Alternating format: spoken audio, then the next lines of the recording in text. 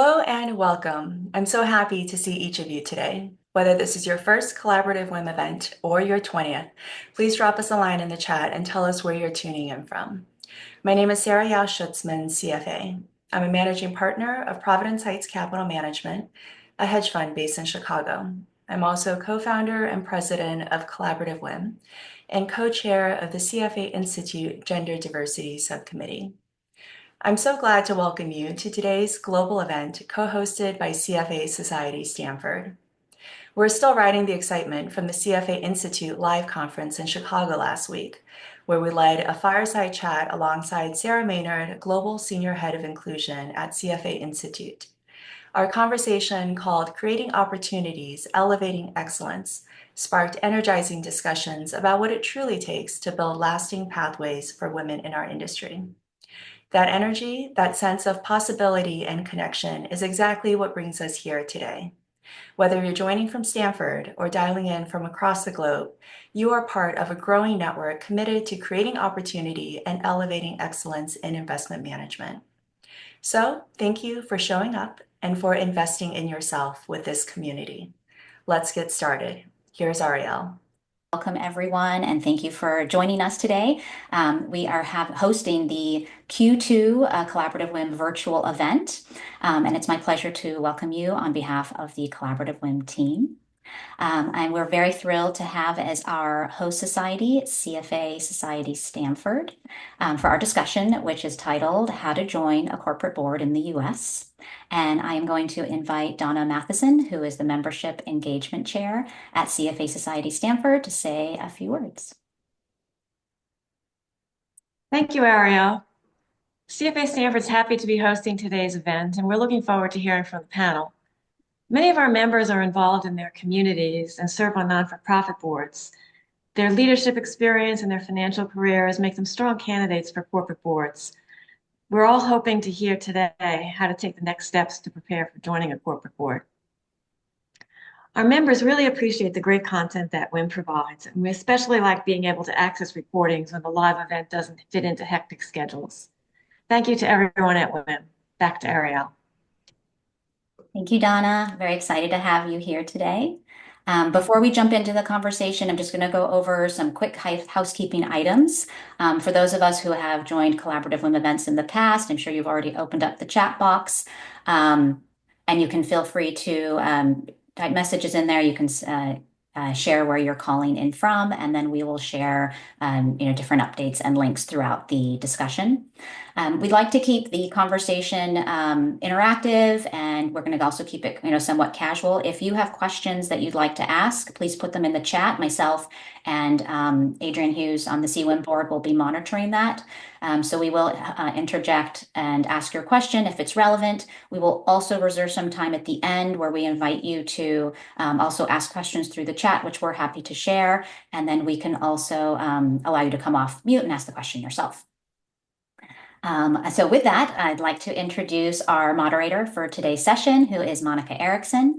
Monica is a founding partner at DoubleLine. She has extensive experience working in the investment management space, and currently she serves as the advisory board member for Barksdale, Collaborative WIM, and Stealth FinTech. And she is also the founder of the Bonnie Bahawk Scholarship Fund and co-founder of the Bloomberg Women's Buy-Side Network. We are incredibly lucky to have you here today moderating our discussion.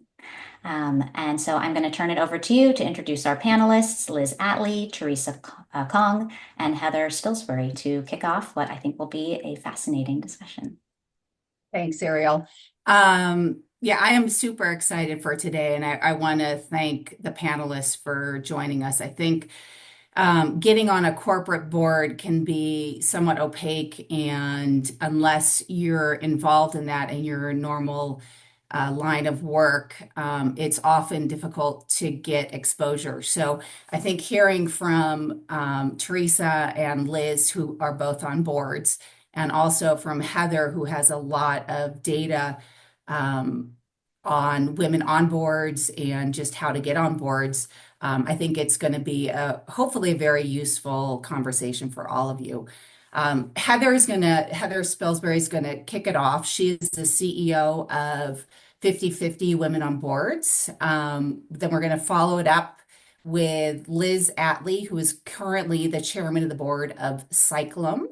And then Teresa Kong is going to hop on in, and she is currently the independent director of IPAX funds and the committee member of the Virgin Island Deposit Insurance Corporation. So I'm super excited to hear what these three ladies have to say. And, Heather, we had talked about starting just kind of with an overall of where we stand and maybe giving some stats out so we can get a sense of how the landscape looks right now. Of course, of course. Well, welcome everyone, and thank you for having me and 50/50 Women on Boards. My name is Heather Spilsbury. I'm the CEO of 50/50 Women on Boards. We have been in an organization that was founded in 2010. So we've been in business for 15 years and monitoring the progress that companies are making by adding women to boards and what impact that has on corporate boards and board composition. And so in the last quarter of Q1 2025, we know that women hold 30.4% of the board seats. That's not a really large uptick from the previous quarter. It's about 0.02 percentage points. So we have started to see a decline in terms of the amount of progress women are making quarter over quarter. And the reason that that is concerning is because typically in years when you're looking at the years between 2020 and let's say 20 even 2022 or even 2023, women were gaining at least 2 percentage points in board seats. So you really saw the uptick. You saw the amount of progress that was happening over those 4 years. And over the course of the last 2 years, we've really seen that decline. And so, what that means for us as an organization, as a nonprofit who helps educate women in the pipeline for corporate board service, is that we have more work to do. We know that there's a lot of extraneous factors that are currently happening too. We know that there's a lot of things that are taking place because of the climate and the environment that we're in today.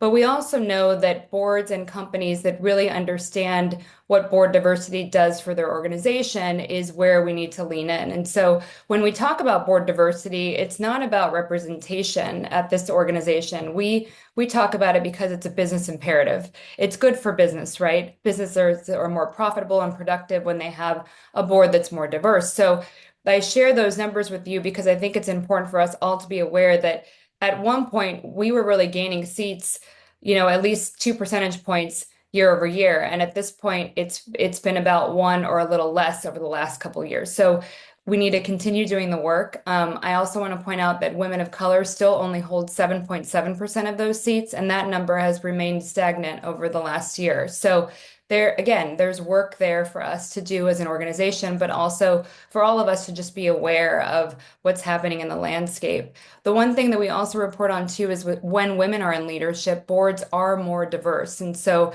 that also is an indication that if we can continue to get more women in leadership roles, whether that's serving as CEO, NomGov chair of the board, then the board composition really changes and boards near gender parity. So we're happy to share the stats in a link later, but those are just some highlights that I think can get this conversation going.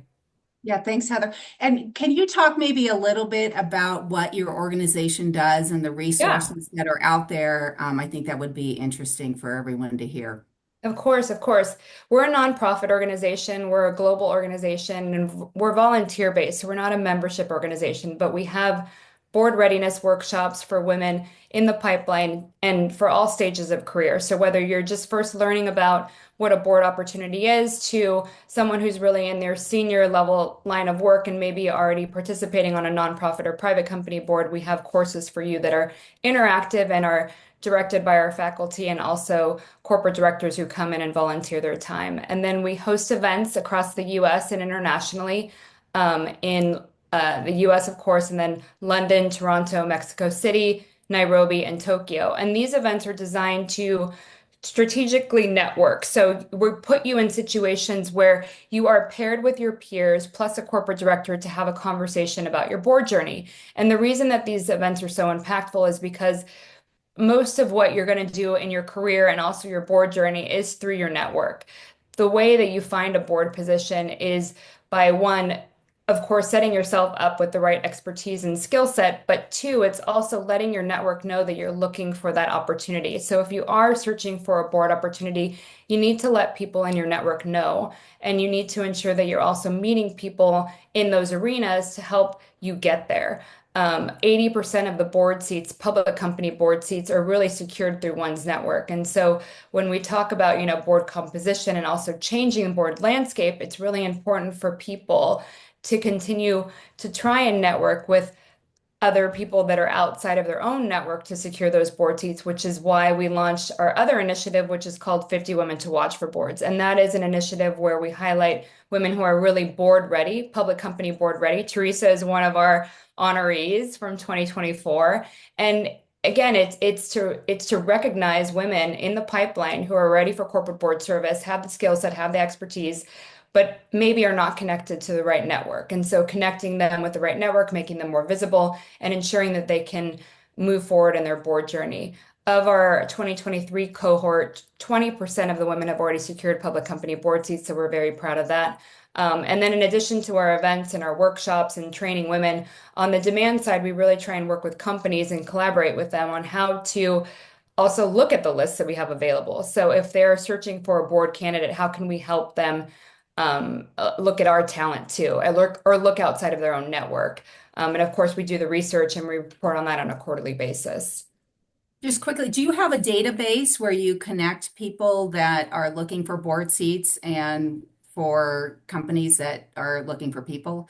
We don't yet. There are a lot of other organizations that do have that. We're talking about that, but what we do have is our list of our 50 women to watch. And so what happens is, because we don't place women as an organization, but we do get opportunities sent our way, what I will do personally is, if someone says, "Hey, I'm looking for this type of board member with this type of experience," I will go through our list of people and share recommendations. And that has been a lot more useful because the criteria is so important to match, not only criteria, but also culture. And so when we're looking at our candidates, we try and envision, okay, if this is the board opportunity, who really could sit in this seat based on what they're looking for? And so we personally will send a list of individuals, and then that company or organization can get in touch with them. Great. Well, thanks. And then, I mean, I could stay on you for a while, Heather, but I think let's move on to Liz for a little bit here. We Actually, had Monica, talked, a question came in for Heather, and hopefully it'll be real yes, quick. I for just sure. tried to ask it because it was relevant. It was asking to see the stats, asking if women typically perform worse in economic recession years. Oh, that's an interesting question. We don't necessarily report on that. I can imagine that there is some reports out there regarding how women do in times of recession. We know the obvious, right? That there's still a pay equity gap. And there's differences in terms of how women are promoted too. And so all of those things, when a recession hits, of course, would impact that even greater. So I don't personally have any research on that or data on that, but I'm sure we can find you some. Great, thanks. Yeah, so let's move on to Liz. Hi, Liz. Hi, Monica. Hi. We had talked about providing some information on the types of boards that Mhm. are out there, the different types of opportunities, and we thought with your legal background that you would be a good person to kind of elaborate on that, because there are corporate boards, of course, but there's also different types of boards like the one that Teresa is on. So I think it would be interesting for our audience to hear the different types of boards. Yes. So thanks, Monica, and thank you for including me today. I am a lawyer by training. I'm actually going to embark on a new job as the general counsel of Five-Star Gourmet Foods starting next week. So that should be an interesting journey for me. However, I am also the chair of CWIM Renewable Energies LLC. It's a renewable energy truck stop startup private company. So let's start with the different kinds of boards. So a lot of you have probably been solicited for nonprofit boards. And these, of course, are boards where you act at least as someone who will introduce the development office to people who could give, right? So it's usually a give get. So it's something that you join a nonprofit board when you really believe in the cause, because you will be associating your name, your reputation. You will be making asks for donations for that nonprofit board. And it also takes work. So I think one thing that we should all understand with board work is that you do actually give advice and direction. You do not manage, you do not go in and run the organization, and they call it nose in, fingers out. But you have to know enough about the organization to be able to steer it in the right direction. And you have a duty to do that when you accept a board role with any kind of board. So nonprofits, you should definitely understand what the mission is, a lot, and make sure you are aligned with that mission and that you're willing to put your both your professional and your personal reputation out there for it. So, for example, I sit on the board of Ronald McDonald House Charities of Southern California. It's a nonprofit that has been around for a long time. I strongly believe in the mission, and it's one that we meet regularly. I'm on the executive committee for it. I meet at least monthly. So you have to have the time to be able to put into it as well. For-profit boards, there's a myriad. Of course, there's the golden ring of the corporate public board, and that generally comes with a stipend of some kind and or some equity as reimbursement for the work that you will be putting in. You generally are very well vetted by the CEO and the other board members. And we'll talk about how to get on one of these throughout this morning, but that is a very, very difficult job to get, is the corporate public board. And again, it comes with serious fiduciary responsibilities. One of the things that we always say when you get it, when you do a corporate board readiness training, is they will tell you, make sure that you have good directors and officers insurance for the board members. Make sure you review the board agreement very carefully, perhaps get a lawyer to review it for you, make sure understand what your fiduciary responsibilities are to the company and the shareholders, because that's who you represent on a corporate public board. There are also private corporate boards. So these sometimes range from family-owned companies to startups. These are generally come with less regulatory scrutiny because there aren't public shareholders. But as a private company board, you have the same fiduciary responsibility to the company and the people who have interests in it. So whether it's PE backed or angel investor or VC backed, as a board member, you'll have the responsibility for the investors in there and making sure that the organization is being run in a manner that's legal and also in line with its mission. And then finally, there's all kinds of other kind of boards that are small company boards. They may be private companies held in by a small group of investors. And those are great to get in on, kind of cut your teeth on. But what I would recommend is that any of these boards, including nonprofit, because you can benefit from the programs such as 50/50 Women on Board. I'll put another one in the chat that I'm involved with as well called How Women Lead. There's specific to certain kinds of backgrounds. So, for example, I'm also on the Latino Corporate Directors Association, so they help Latinos find board positions. All of these organizations have corporate board readiness programs, which you should take because you learn a lot about your fiduciary responsibility, the role that you are assuming when you assume a board seat, both to the company, to the shareholders, and frankly, to the stakeholders. Because if there's an issue with, for example, corporate culture, it needs to go to the board to understand what the risk is so that you can help the management team either correct a problem or figure out how to defend it in a risky situation.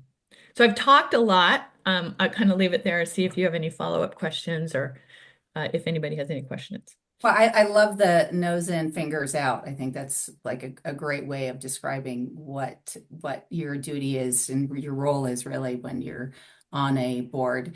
I think maybe we can move on, Teresa. to you now. And Teresa and I have a similar background. We both worked in asset management for our careers. And I think the board that Teresa is on is slightly different than the corporate boards. And I think our audience right now, I think, being part of CWIM and being hosted by a CFA society, we have a lot of individuals that are working in either asset management or some related field. So I think, Teresa, kind of your experience getting onto the IPACS board would be really helpful to hear, and just kind of how your background has contributed to your ability to get on that board.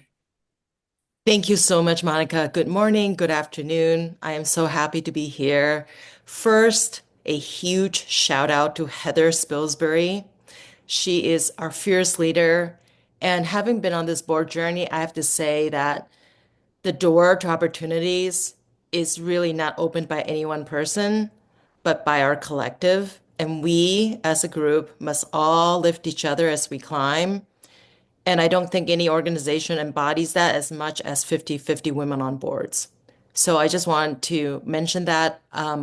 As Heather already alluded to, I was in the 2024 cohort, so I'm just wrapping up. So I feel like a beauty queen, ready to pass that crown on to the next cohort. But I've really benefited from the branding and the training and all the information. So I just wanted to give Heather a huge shout out. But as many of you might know, being in finance can actually be a very difficult path to boards.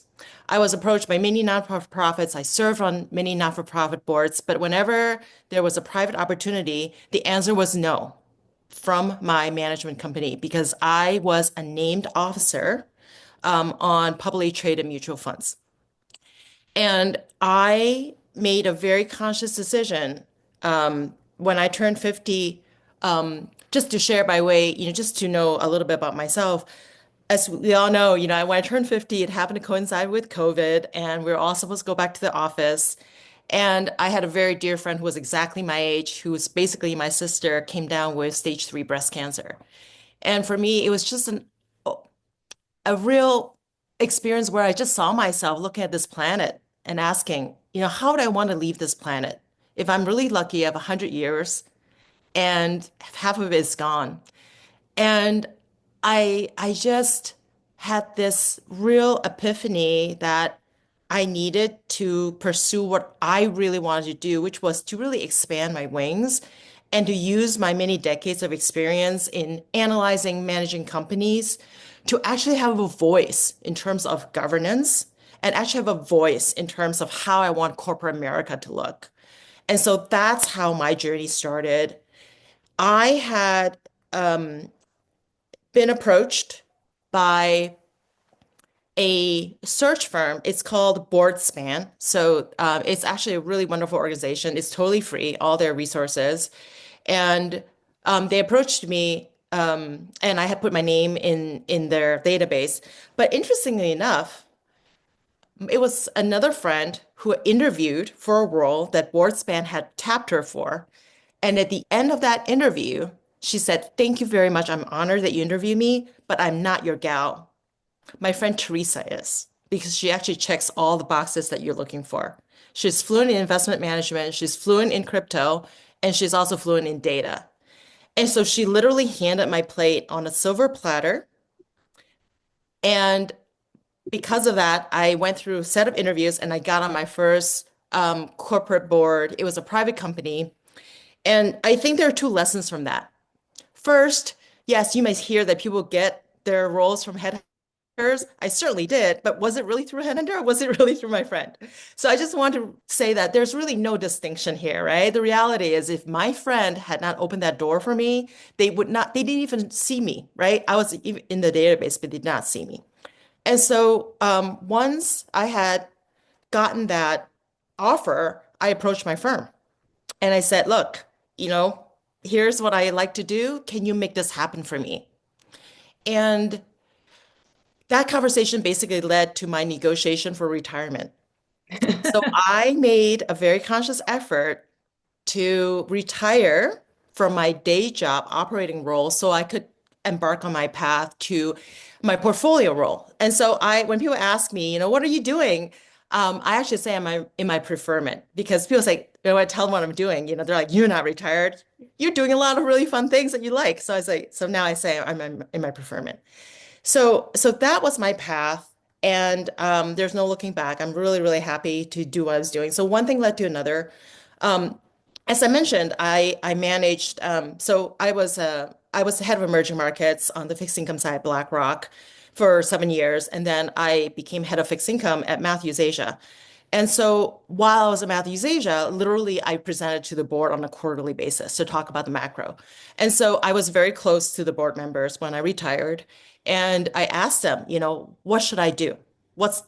And they said, well, here's what you need to do. Get your name on these two databases. And I put together a set of resources for all of you. So I think this will be put on the chat and we'll send it to you. But there are a couple of organizations. One is ICI, the other one is MFDF, that have a database of candidates. And so mutual funds will go to that database and specifically search for skills that they're looking for. And within the first 6 months of my retirement and within the first 6 months of my name being on that database, I was tapped 3 times. And I went through interviews, and the first one came through, and it was impacts. And and so in that case, in many ways, it was the opposite of the first one, right? Because like the first one, my friend handed my name on the platter. And this one, it was literally through, hundreds of resumes that was in the database. They sorted through, came down with a few dozen. And then I went through a round of 3 interviews, not knowing anybody on the impacts board, and I got the seat. And so you just don't know how it happens. And in retrospect, I want to just maybe just share very quickly, the key takeaways from that experience, which is it was clear in retrospect that they wanted exactly my skill set again. They were looking for someone who really understood fixed income, who had actually managed ESG funds, specifically EU Article 9 funds. And they were looking for someone who had actually managed ETFs because Impacts was pivoting to ETFs. And so there are a couple of people who actually check those boxes. In fact, Monica would be one of those. But the point here is know your skills, know what you want, and don't be afraid to articulate that to people. Heather alluded to this, so important to build your network. And I will say that that network is not going to be the same network that you currently have. And when we talk about that, there are some like really low-hanging fruits. One, tell your advisor. If you have a financial advisor, those people will know people who are managing money for founders who have capital, family offices, right? They're looking, talk to your lawyer. Lawyers are also the other group of people who tend to know where these openings are. And then get your name out there. And I will caveat by just quickly saying that there is a cottage industry of quote unquote board readiness programs that can be very expensive. Many of them may not necessarily deliver the value that they promise because they charge a lot of money. So be really judicious about what you end up doing. And I am very judicious. I look at everything from ROI. I can't help it. It's my DNA. And so I am very focused on making sure that I deploy my capital because it's not only your money, it's also your time. You want to be connotated with a group of people that will truly have and share the same ethos that I mentioned, right? We're all here together, and I'm paying it forward by involving others. And so, key is know what you want, be able to articulate it in an elevator pitch, and then be able to build your network. And that's a really great way to start. I'll just pause here. I do have a quick question, Teresa. You mentioned ICI and MFDF, and those are two great databases to get your information out there. Can you talk a little bit more about both of those organizations and maybe I don't know if you know their fees or kind of the structure there and kind of how the process works? Yeah. Well, the second question is easy, it's free. So your name is in the database. And I will say that MFDF was the one that provided me the 3 leads. And ICI was they have an outsourced database solution. And so once I put my information in, it just wasn't clear to me exactly how I would follow up, etc. Whereas MFDF, it was their own internal database. There was one person who literally would follow up with you every year to make sure that you're still interested in being in the database. And so it's in the document that is now on the chat in terms of Right. how you do that. It's very simple. Great, thank you. And maybe Liz, if I could follow up with you, just talk a little bit about your experience and how you got onto your board and kind of build off of what Teresa was saying. Because my experience so far, just being an advisor, not an independent board director, but my three have all been through people I know. So I'm curious to hear kind of what your experience has been. Yeah, Monica, mine's been very similar to yours. I have, of course, registered with all the headhunters and reached out and have relationships with uh, organizations like Heidrick and Struggles, Russell Reynolds. There are various who have corporate board specialists. So, it doesn't hurt to get to know them. So some of these organizations that I've been putting in the chat, 50/50 Women on Boards, definitely has these relationships. Go to some of the meetings and meet some of these people. So that doesn't hurt. That said, I think they place about 10% of board people. It really is through your network that you get on boards, nonprofit and for-profit boards. So my CWIM board came through a friend who is a lawyer who was working on all of the ground lease work for CWIM. And we had been on a diversity panel together in commercial real estate panel, and she knew I was leaving CBRE, and she called me and said, do we have to wait until you're gone? I'd like you to meet with this founder. I met with him. I believe in the future of renewable energy. I think that's where this world has to go. I want to, like Teresa, I want to make it the world a better place. There's enormous enthusiasm both in the marketplace and in this industry for renewable energy. And this is kind of the messy middle. So it's going to bridge from where we are now to hopefully where we can be in the future. And I liked all of that. And I met with the founder several times, probably 4 or 5 times, twice in person. And I thought I was just talking to him about being on the board. And it was an exciting time for this company because it had just been him and a lawyer, and he needed a board. He needed governance.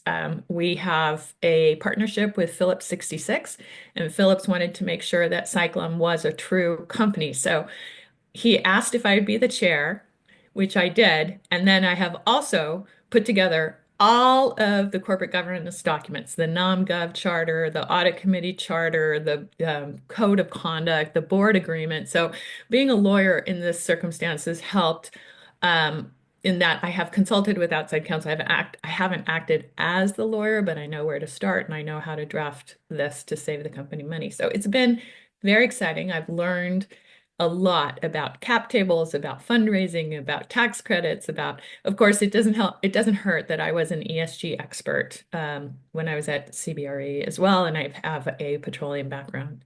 So having all of that and putting together, and I think one of the things that Heather has said and Teresa has said, but we've said it really quickly, is what is your board proposition? What specialty do you bring to a potential board? Why do you want to be on that board? And can you say it in an elevator pitch? Literally, what's your 30 seconds of expertise that you can introduce yourself with? And I'll give you my example. So I would say, hi, I'm Liz Atlee. I am an expert in risk, in energy, and in ESG. And so that's what I can bring to a board to help navigate it and help grow. I have growth experience with major public companies and private startup firms. So that's your pitch, right? And if you can put that like on your LinkedIn title, you should do that and really put yourself out there as a potential board member that way. In fact, Monica, I had lunch yesterday with Kathy Kerr, who was going to be on this panel, but she had a board conflict. But go out and meet everyone who is on boards, who can help you with boards, who can help you formulate your story to get on a board, because those are the things, that's really the way that you're going to get on it, is through knowing someone, telling them you want to be on a board. And that's really kind of vulnerable. When you talk to people, you have to say, well, I'm very interested in serving on boards. And, you kind of leave yourself out there for them to say, what, you, or why, and so you just need to be ready with what your response is and be able to tell them. And I agree with Teresa. Tell your lawyer, tell your banker, tell your best friend who may have a friend who knows this person. It really seems to work that way.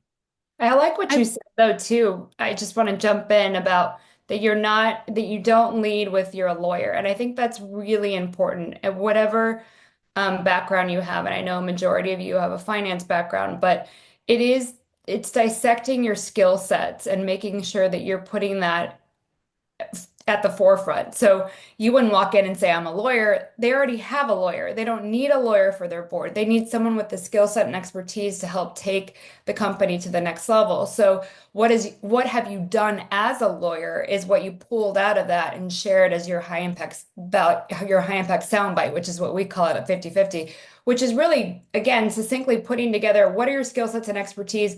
What have you done in your career? What are the results you've driven?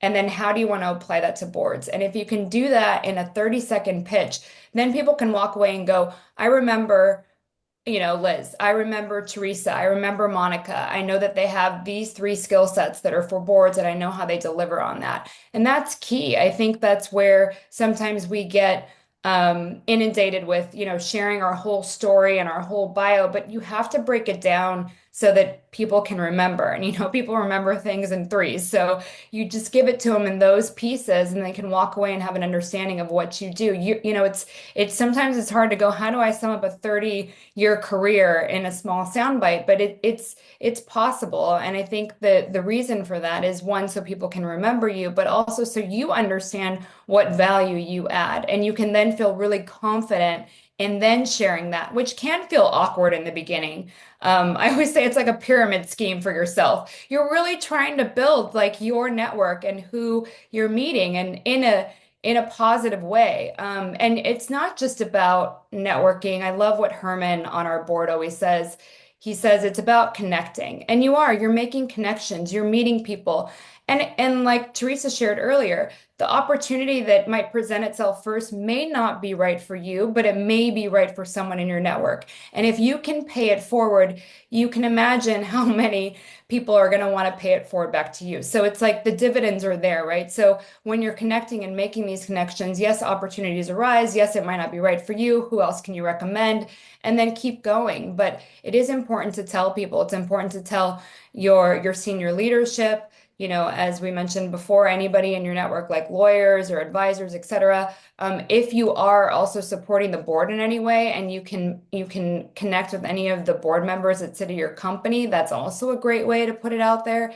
It just becomes a easier exercise as you continue to do it. And I think that's the key. It's like the more you practice it, the more natural it becomes as part of your opening sort of story. I would like to just chime in and mention one really important thing to complement what Liz and Heather have already said. I think it's really important to have the right mindset. This is not a job where you will have a boss. You are the boss. You are amongst peers. And when you're talking to the CEO, Liz mentioned she had several rounds with the CEO. The CEO is not your boss. You're the boss. And in fact, during that conversation, you're really trying to convey how you might be the CEO's best friend, but also the most honest critic, because the CEO is going to be looking for you to have some really difficult conversations. So I will just say that I went into it being somewhat naive in the sense that I did not realize that on my very first corporate board, I was going to have so many very, very difficult conversations. So in retrospect, I should have, but think about it.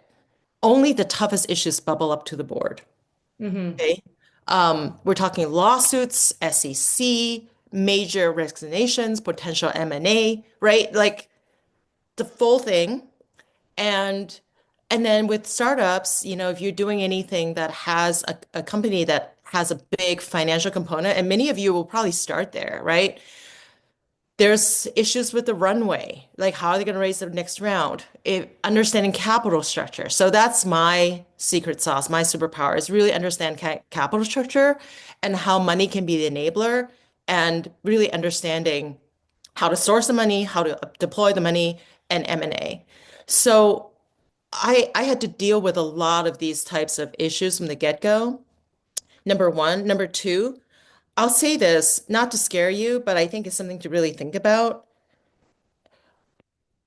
As someone who will be serving on any public entity, whether it's a board of a corporation or a mutual fund, you do have to be ready to be named in a lawsuit because a lot of times they will name everyone even though you're not culpable.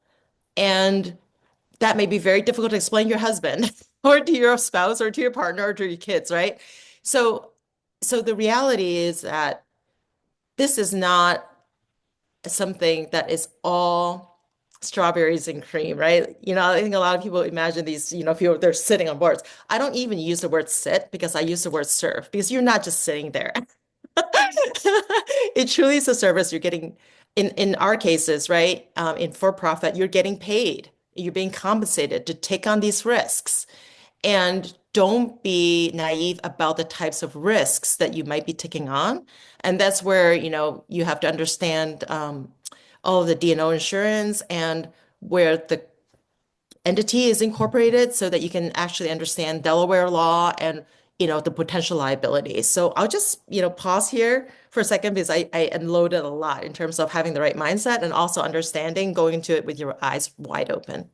Yeah, and I think, Teresa, those points are super valid. And of course, as the lawyer in the room, I'm sure there are others on the phone too, but you do have to be aware of what all of that is. So while the company's doing due diligence or organization is doing due diligence on you, you should do your due diligence on the organization and understand what their litigation history has been like. Where have they had problems with any regulators? If it's a regulated environment, do you understand what that means? And that is where organizations like 50/50 Women on Board, How Women Lead, NACD, LCDA, you name it, they have great training to help you understand what are the questions that you should be asking.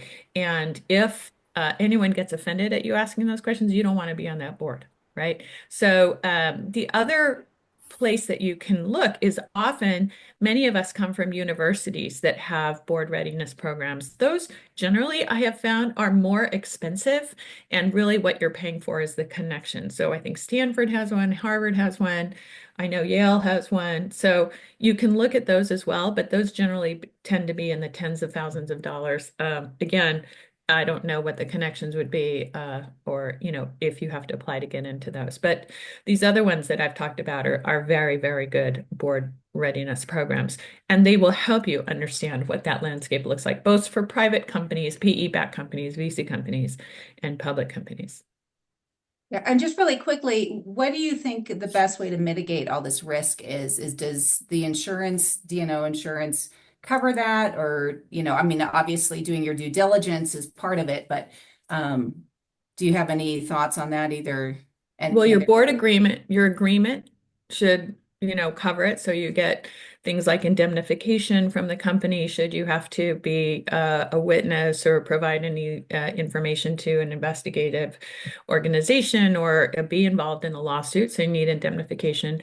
And then the company should get directors and officers insurance to cover you so that if they are liable, to pay attorneys should there be any legal issues, they also are covered. So it's interesting because as a board member, you have a fiduciary responsibility, and everybody on the phone knows what that means.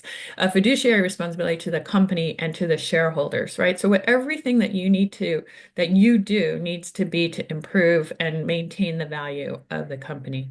And so you really have to make sure that when you enter into that role, you're protected uh, personally and professionally, and then whatever you are doing also is a benefit to the company. So that when the D&O insurance comes and says, well, but the board decided this, which was against, against the company interests, and so therefore you're not covered, you have an argument to make, right? And I know I'm getting way down into the weeds, but those are kind of the things that happen. And it's not always easy. So for example, I have a dear friend who was on the Spirit Airlines board, right? With the whole JetBlue Frontier thing. And we were talking at coffee, and it was all public at this point. She wouldn't have told me otherwise, but she told me the whole saga. And she runs a company, a cybersecurity company, but she was spending 40 hours a week on the Spirit merger. And it was killing her because she was, she had to do that. She had to do her company and et cetera. So she was exhausted after all of this. So you can get involved in some of these companies as a board member and end up really having a second job or a third job. I think that's a great segue into one of the questions because somebody asked what are the typical hours and time commitment for being on a board. And I think it really varies. It depends. And I would say, Liz, you brought up even the nonprofit that you serve on. I also serve on a nonprofit, Goodwill Southern California, and you do spend a lot of time, and you spend a lot of time with these people too. So you really have to make sure that it's the right fit. You can do a lot of your own due diligence because if you're looking for a public company position, for example, you can look at the company from that perspective and do your homework. But really, when you're sitting in that room, it becomes a different story. And boards are more complicated nowadays. I think 20 years ago, it was a lot different than it is today. And it is a job, and you are going to spend time there. And depending on what happens with the company, whether there's a merger and acquisition or there's something that comes up that needs to be addressed and it has implications, you're spending more time than you really thought, especially if you're on committees. And I think that that's something that everyone should remember. Yes, you get paid, but yes, you are also essentially you're doing a job, and it's an important job, and it's one that comes with a lot of responsibility and a lot of risk. But at the same time, there is a lot of reward too. The people that you meet in that boardroom, the connections you're making, hopefully to get on another board, and just the way that you're also using your expertise and skill set in a different way. And if you're still in an operational role, it adds such value to your current role too, because you have a different perspective on how a company is managing a certain situation that you can then apply in some way, shape, or form to what you're doing in your day-to-day role. And so that's why oftentimes they're looking for people who are not retired. They want people who are currently sitting in the C-suite or a senior leadership role because they know what's happening in the business world and it's timely. And so, when you're looking at time commitment, it does vary, but you are going to typically there's 4 meetings a year. Sometimes there's also an in-person gathering. And then if you're sitting on a committee, there's also committee meetings. So just something to think about when you're looking at board opportunities and the amount of time you're going to spend there. And then there was another question about finance, but I always think that when you have a finance background, I would love to have a finance background because I think it's great because you can join the audit committee immediately. You can join the finance committee if they have a separate one. You can join the comp committee. And boards want people who are going to immediately sign up for a committee because to get somebody to chair a committee or to be a member of that committee is always a difficult thing, especially when you're first recruiting board members because they want to understand the landscape and the culture first before saying, hey, I'm going to join XYZ. But if you can come in and say, I'm immediately qualified to serve on audit, finance, or comp, that's a value add for the board. Yes, just to chime in on that, specifically, you want to be able to say that I am a QFE, a qualified financial expert. And, this also involves the next point, not only do you need to know yourself, know your values, but also know and really educate yourself to all the different committees on a board. I would say, I think what underlying that question is also something I've observed, which is that first and foremost, you need to be a business person. Okay.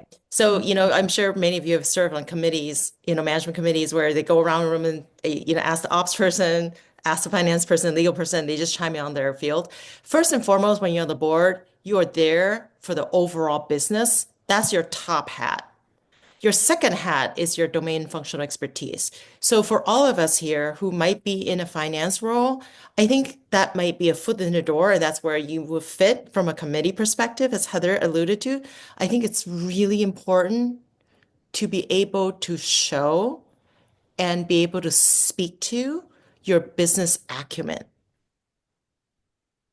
And, 100%. And yeah. in fact, yesterday when I was at lunch with Kathy, she was like, "Oh, you need to start off with how you're scaling the company that you're at, and what is the business return?" And like all of the business questions should be at the very top of your entry, your presentation, the way that you present yourself. It doesn't have to be your elevator speech, but should be definitely somewhere eye-catching and demonstrating that you do, Teresa, have an overall view of the company as a whole.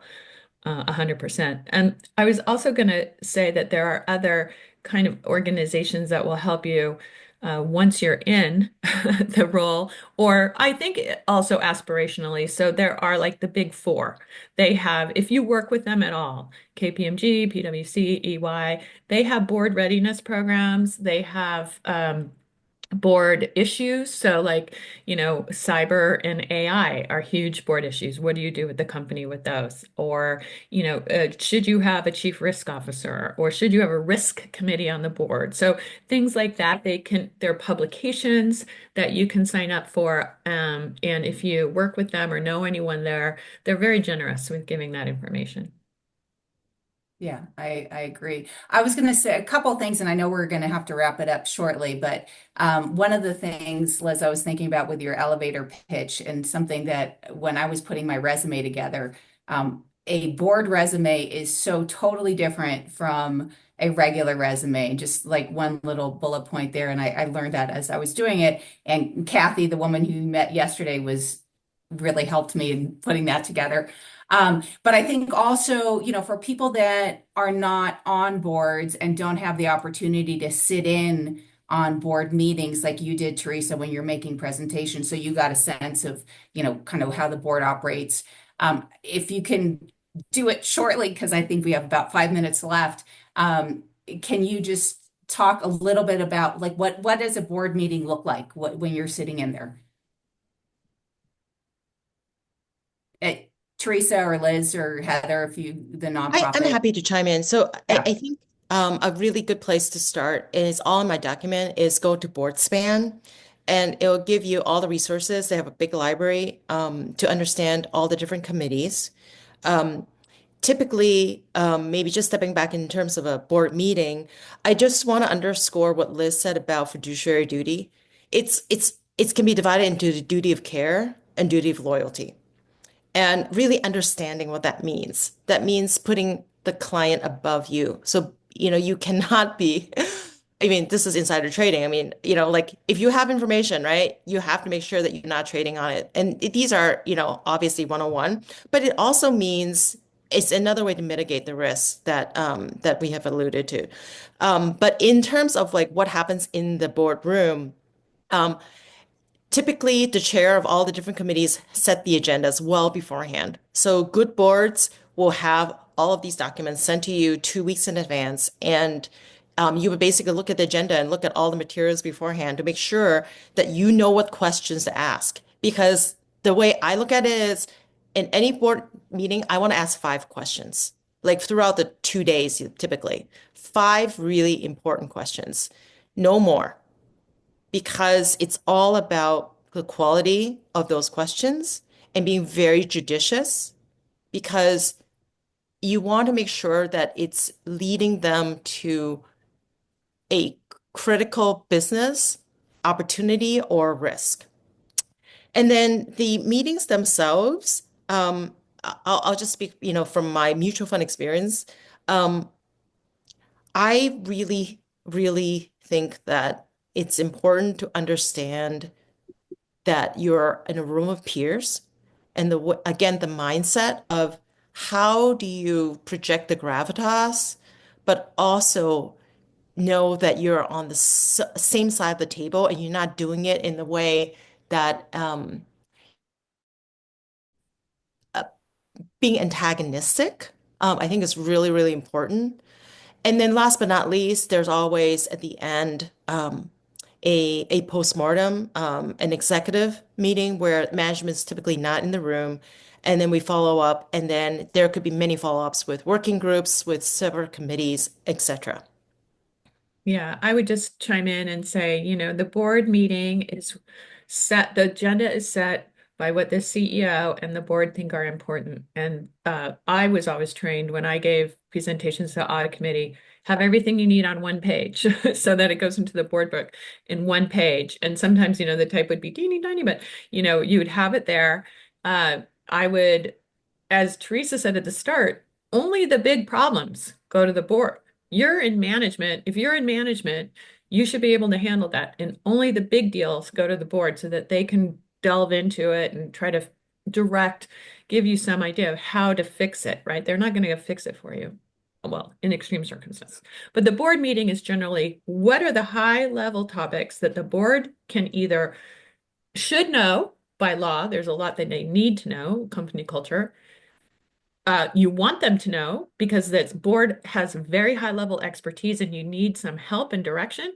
Or three, definitely you just want to cover yourself as a management team and you need to let them know so that they can, opine on it. Or it's a hot topic like AI, and you want to show the board that you have it under control. So that's kind of what it is. And there's very short, it might be 2 days, which seems like a long time, but that's very short to have this attention from these people.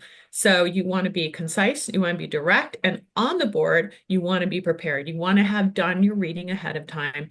And like Heather said, boards today are transparent, are communicative, require knowledge. They cannot just be your golf buddy for the last 20 years. And so it's really important that you understand what that role is and how you can help the company and what you can provide. Yeah, someone once said to me, have high impact per word. Yeah. Well, listen, we could continue this conversation. It's been really great, and I'm sure that everyone that's been listening has learned a lot. I sure have. But I know right now I've got to turn it over to Adrian. And, if there are, I'm not sure, Ariel, if there's any questions that we need to answer before Adrian does her final words. There was just one more question. And it was basically about compensation ranges for boards and if that is public knowledge or if, can you see this somewhere? Yeah, I can address that very quickly. It's in the document that I sent here. It's the very bottom. If you want to Google, there's a Harvard study just came out in 2000, like a few months ago on that. But just very quickly, in terms of starting with private companies, VCs, families, it's usually under 100K, and there would be some potential component of stock. Small cap is, usually something around 100K, mid cap, 100 to 150, and then large cap is, usually like in the 200s and 300s. And that, by the way, just think of it as like a package. A lot of it could be deferred compensation. Mutual funds is very similar. The smaller ones, it's just like small cap, mid cap, and large cap. Large cap could be very, mutual funds can be actually very, very attractive from a compensation standpoint. But just one point, never ever ask about that during an interview. Oh, All of yeah. this is public information. You should Right. know and look on the proxies in the mutual funds is in the statement of additional information. You don't negotiate that. And it's really at the very, very last icing on the cake for us who are just giving our time, in contribution to the service. And Private Directors Association also has a great study for private company board compensation, and that's public. Great. Well, thank you. Does anyone else have any other questions that haven't been addressed yet? I think we're good, Adrian. Okay, perfect. Well, thank you, Monica, for overseeing this. And thank you, Heather, Liz, and Teresa. This was so interesting and very informative. And I feel like we could keep going for another hour. I think there are still people wanting to know different things. So with that, thanks everyone for joining. We really appreciate it. Please be sure to check out our website for our next upcoming event. It is our Q3 event. It is A Brave New You by Mary Popenoff, and it will be September 10th. It's a live Q&A. And then also please check out our website for ways to get involved with CWIM. We have university relations that you can get involved in. We have a CWIM Connect global coaching, like a networking event that you can get involved in. And if you're wanting to become an ambassador for CWIM, if you're a society leader, we would love to have you. So just check out our website for events and programs, and hope that everyone has a great rest of the day. Thank you for joining.